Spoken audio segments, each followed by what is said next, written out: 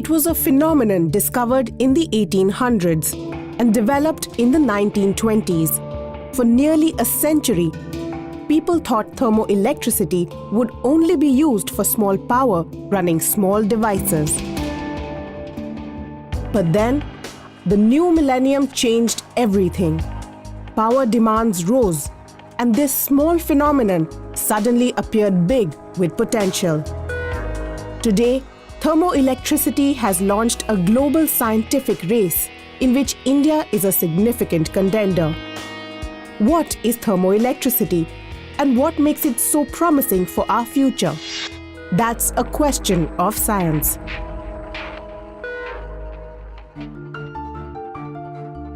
As simple as the flick of a switch or the press of a button, and in an instant, there's electricity at your fingertips. Try as you might, you can't imagine life without electric current. And in today's day and age, it's the single most important need of the global population. Currently, electricity is produced in many ways that aren't sustainable in the long run. Not surprising then that in the scientific world, the race to find the best source of electricity has kicked into high gear. A worthy contender is thermoelectricity. Today, it's a rather low-key pursuit, far from the public glare. But it might prove invaluable for our future.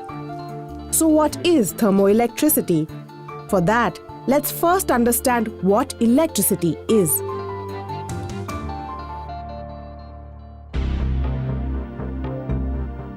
Everyone knows this popular science trick. When a balloon is rubbed against a piece of cloth, it suddenly seems to develop powers of attraction. When brought near scraps of paper, it attracts them immediately. Of course, today we know that this phenomenon is static electricity, a state where two oppositely charged objects attract each other. Today we also know where these charges come from. They come from atoms, or the small units that make up all physical matter in the universe. These atoms contain negatively charged electrons and a positively charged nucleus. How do these particles hold the key to electricity? Let's take a look at a common battery. The battery has two terminals, positive and negative. What happens when you connect the two terminals with copper wire? Electrons flow from the negative terminal to the positive terminal. But by convention, it is said that the current flows from positive terminal to the negative terminal.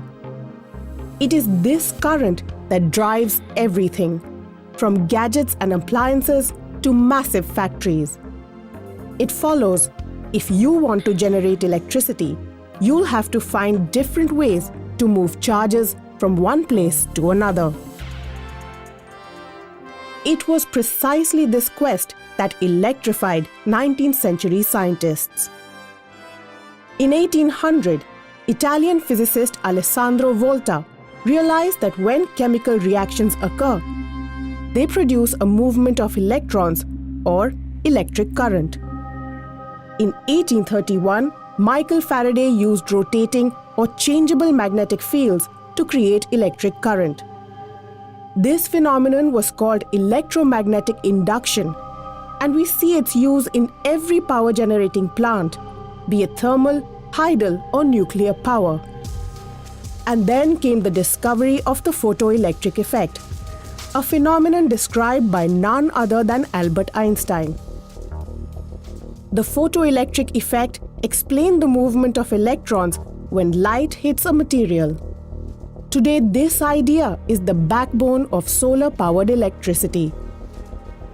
All these methods of creating electricity gained a lot of attention, and innovators around the world rushed to invent machines that ran on them. Around the same time in the 19th century, another discovery was made. But unlike its counterparts, it remained relatively less known. 1821. German scientist Thomas Seebeck conducted a simple experiment in his lab. He built a circuit of two dissimilar metals connected at two places, or junctions. He then heated one junction of this circuit and placed a magnetic compass nearby. Once the junction was heated sufficiently, Seebeck noticed a deflection in the compass. At first, he thought this was due to the creation of magnetic fields in the circuits. But he soon realized that the compass needle moved not due to magnetism, but because of electric current. Thus was born the Seebeck effect, the first sign of a phenomenon we know today as thermoelectricity. So what was going on inside the circuit? Let's zoom in and take a closer look. At the subatomic level, the metals are full of free electrons, or electrons that are loosely bound to an atom. Remember that different metals have different densities of free electrons, and that these electrons behave much like a gas. When the junction is heated, the heat excites the electrons in one of the metals, which flows towards the cold end. This flow creates a potential difference. This potential difference is referred to as thermoelectromotive force, or thermo-EMF. How much thermo-EMF is generated through the Seebeck effect? That can be calculated by a formula given by Thomas Seebeck himself. Electric potential difference, or delta V, is equal to the difference in temperature between the hot and cold junctions into S. S is the Seebeck coefficient, and it is different for different materials. Simply put, it indicates how much voltage a material is capable of producing given a specific temperature difference. It is this voltage, or thermo-EMF, that is used to power thermoelectric devices. Devices like the kind developed at the Materials Research Lab of the Indian Institute of Science, or IISc, in Bangalore. Thermoelectric effect has a tremendous practical applications, both as a sensor as well as a device to generate electricity, or if heat is available, to generate cooling. What are you going to demonstrate now? So, how can the thermoelectric effect be used in practice? Researchers here demonstrate the most basic device used in thermoelectric applications, the thermocouple. A thermocouple is a closed loop formed by two different metals joined in two places with a temperature difference between the junctions. This is the K-type thermocouple. One is negative metal alloy, and another one is positive metal alloy. When you are giving heat from one end, number of electrons in the negative metal goes from hot side to cold side. Whenever number of electrons are much higher in the cold side, it will repel the incoming electrons. Okay? Because of that repulsion, it can generate one potential difference. That potential difference is nothing but thermo-EMF. Okay? And thermoelectromotive force. That is nothing but voltage. In spite of a simple design, a thermocouple is extremely versatile. It's used widely as a temperature sensor, where one junction is kept at a controlled temperature. The other junction is used to measure temperature, which shows up as electric current. Such sensors are used in large furnaces of the steel industry, or as sensors to prevent gas leakages in appliances. They're also used to detect radiation. Besides sensors, a major use of thermoelectricity is in cooling devices. How? For this, one has to go back to the 19th century, soon after Thomas Seebeck made his discovery. In 1834, French physicist Jean-Charles Peltier discovered the other side of the coin. He showed that when current was passed in a circuit made by two different metals connected at two junctions, then a temperature difference was created at those junctions. Passing a current through such a circuit had made one junction hot and the other cold. Today, thermocouple devices use the Peltier effect for spot cooling in computers and refrigeration appliances. Through the years, engineers have exploited the thermoelectric effect in small innovations to great effect. Such devices tend to be simple, with no moving parts and require very little maintenance. It's just electrical contacts between different types of materials. As long as you produce the heat source, energy keeps delivering it. The practical advantages of such devices are many, but in the 21st century, there's a much bigger reason to be excited by thermoelectricity. Energy is important for everybody, and we don't have many resources of energy, especially hydrocarbons, and even all over the world it is true, it is not likely to last longer. But heat is available in plenty, and India being a tropical country, we always have a heat source in the form of solar energy, and it is easy to generate heat of the order of 200 degrees, 300 degrees, 500 degrees, which can be easily tapped by a thermoelectric device. And hence I think this phenomena can be exploited for Indian conditions in a very fruitful way. So, how exactly can power be generated using thermoelectricity? The answer, once more, leads us to thermocouples. This is for single thermocouple. If we go for actually multi-thermocouple, okay, in such a way that we have to join thermocouple electrically in series, thermally in parallel. So then we can have very high voltage. Okay, that's what we are going to see right now. Now I am going to keep my hand here. You can see how much temperature increases, right? It means that actually it indirectly means that so the generated EMF is more here. So this is the basic principle. Now we are going to put eyepieces. Just take this device, put it. You can see this voltage will be rising.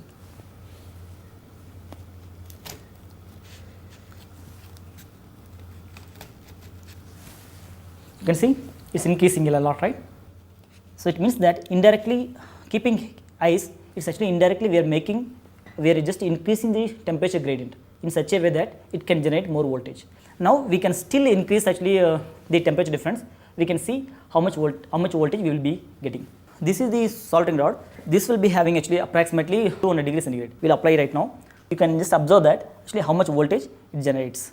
Now it was 6, right? You see now how much voltage generates. 10 thermocouple, we could able to observe that for about 200 degree temperature gradient, we could able to observe around 40 millivolt, right? This is called thermoelectric device. So this one, the same principle is applied here, or else if you are giving actually high temperature here and one end is high temperature and another one is very low temperature, then it can generate voltage. This smaller thermocouple device can be fitted into different appliances to generate power. At IISc's Materials Research Lab, Indian scientists are teaming up with French students to do precisely that. They have fitted the thermocouple device into one of the most humble Indian appliances, the stove or chulha. Thanks to thermoelectricity, now the chulha not only makes food but also electric power. With this technology, we can make this stove autonomous with electricity, because lots of stoves used in India needs electricity supply or batteries.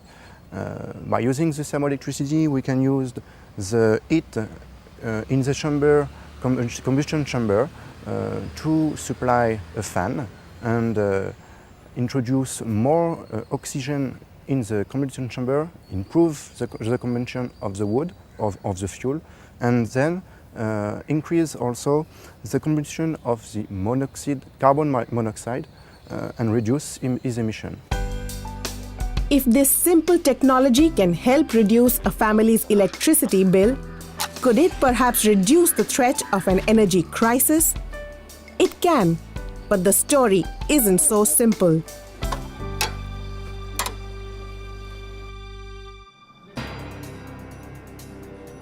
This is the Thermoelectrics Lab at Bangalore's Jawaharlal Nehru Center for Advanced Scientific Research. Here, a team led by Dr. Kanishka Biswas is using chemistry to crack the big energy question. Generating thermoelectric power on a small scale is easy, but at larger scales, like powering a city, it's not quite the same. That's because in thermoelectricity, the amount of power generated is decided by the kind of material used, or more precisely, the thermoelectric efficiency of the material. So far, nothing found in nature has shown the kind of thermoelectric efficiency that could generate huge amounts of power. Therefore, what nature lacks, scientists like Dr. Biswas try to create in the lab. By training, I am a solid state chemist. Okay, so basically we like to synthesize new materials and measure the property. Dr. Biswas and his team play with different chemicals, creating new compounds that could transform into a thermoelectrically efficient material. But what exactly makes a material thermoelectrically efficient? There's a formula to understand this. Thermoelectric efficiency is measured as ZT, or the figure of merit. As the equation shows, this figure of merit depends on three material properties that are all interdependent. Sigma, or electrical conductivity, S, or the Seebeck coefficient, and lambda, or thermal conductivity. The higher the figure of merit, the more thermoelectric power a material can generate. Why then is it so difficult to get a high figure of merit? That's because of a contradiction that's hidden inside this equation. For a high ZT, a material must have high electrical conductivity but low thermal conductivity. But most materials don't show these qualities. Good conductors of electricity, like copper wires, are simultaneously good thermal conductors. Meanwhile, poor conductors of electricity, or insulators like glass, are also poor thermal conductors. And what about semiconductors, or materials that fall between conductors and insulators in their ability to conduct heat and electricity? These too have a drawback. While their Seebeck coefficient tends to be high, their electrical conductivity is generally low.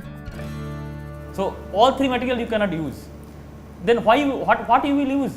You have to use all this property together. You have to combine in a single material. That's why synthetic chemist has to play a bigger role in this field. Synthetic chemists like Dr. Biswas work on materials called heavy metal based narrow bandgap semiconductors. This is a small and select group of materials that include compounds like lead telluride, lead selenide, and bismuth telluride. Narrow bandgap semiconductors have a unique atomic structure, which gives them high electrical conductivity and a high Seebeck coefficient. The heavy metal component lends them low thermal conductivity. Together, they fulfill all the criteria to achieve a high ZT. So what exactly does this mean? Loosely speaking, a material with a ZT of 1 has a 10% efficiency as a thermoelectric material. A ZT of 2 has 20% efficiency, and a ZT of 3 indicates 30% efficiency of a thermoelectric material. Most researchers have made materials with a ZT of 1 or slightly more. But anything higher is a major challenge. We do two kind of research in thermoelectric. So one research is that enhance the ZT of a well-known material. Okay. Another kind of research is that synthesize new material which will have a promise in the thermoelectric field.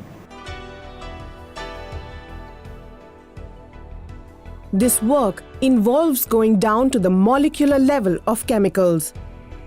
Here they are manipulated by using a wide range of techniques such as mixing different impurities, exposing chemicals to electrical fields, subjecting them to radiation, and much more.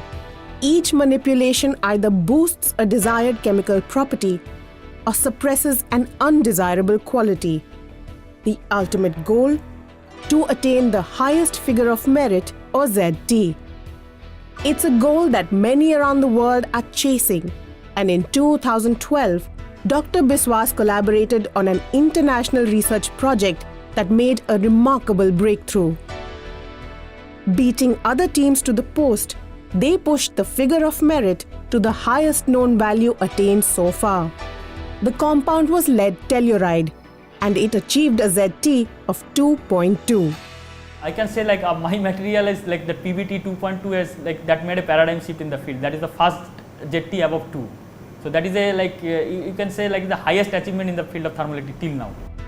It's a tremendous achievement in synthetic chemistry. But what does it mean for people like you and I?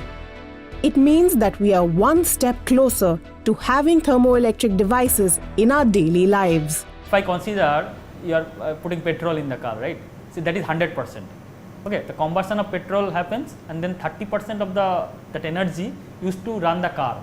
70% energy has been wasted as a heat to the exhaust pipe of the car. Now, if we have a say lead telluride, and exhaust pipe temperature is around 500 degree, 600 degree temperature, and PBT gives a ZT peak at that temperature, 500, 600 degree. So if you put that PBT material one end in that of the hot exhaust pipe, another end in the room temperature, so creating a temperature difference. You get a voltage, make the car hybrid. The fuel, it will be fuel efficient car then. In the same way, you could even imagine thermoelectric devices in nuclear power plants. They would use its waste heat to generate power and significantly add to the plant's overall capacity. However, before that day comes, there's a hitch. It's not enough to just have a high ZT. Thermoelectric materials with high ZTs are often based on elements like lead, raising concerns of toxicity and pollution. Or they contain elements like tellurium, which can be extremely costly. So, in addition to chasing the figure of merit, Dr. Biswas's lab also hunts for materials that are environment-friendly and inexpensive. The team is working on classes of materials like tellurium-free thermoelectrics. In tellurium-free thermoelectric, we have done significant amount of work in, like say, one compound silver bismuth selenide or silver like antimony selenide. We could achieve a ZT of close to 1.3. Our material outperform all the selenide material in the like literature reported, all tellurium-free material. So it's a very significant result. New discoveries have also shifted the focus away from lead-based thermoelectric materials. If you see just periodic table, above lead there is tin, but that means tin telluride. Tin telluride is totally unexplored in the literature, and we could get a ZT of 1 in tin telluride, that is lead-free. The development of such thermoelectric materials can be a big boost to India's future. It could lead to a wave of innovation where appliances, gadgets, and even large-scale machinery are run on thermoelectric principles. India could even use this technology for cutting-edge applications like space science, taking a cue from NASA's Mars mission, which was powered in large part by thermoelectricity. India, we have to do much more collaboration with industries to take this field to the application level. India still is in the synthetic lab. The big question for India then is, when will we see the day when thermoelectric devices will fulfill our everyday energy needs? Now already ZT is above 2, so already we have 20% efficiency, that is in the research lab. But if industry can reproduce that result and make module out of that, also that research lab can produce ZT close to 3, then that's like those days are not so far.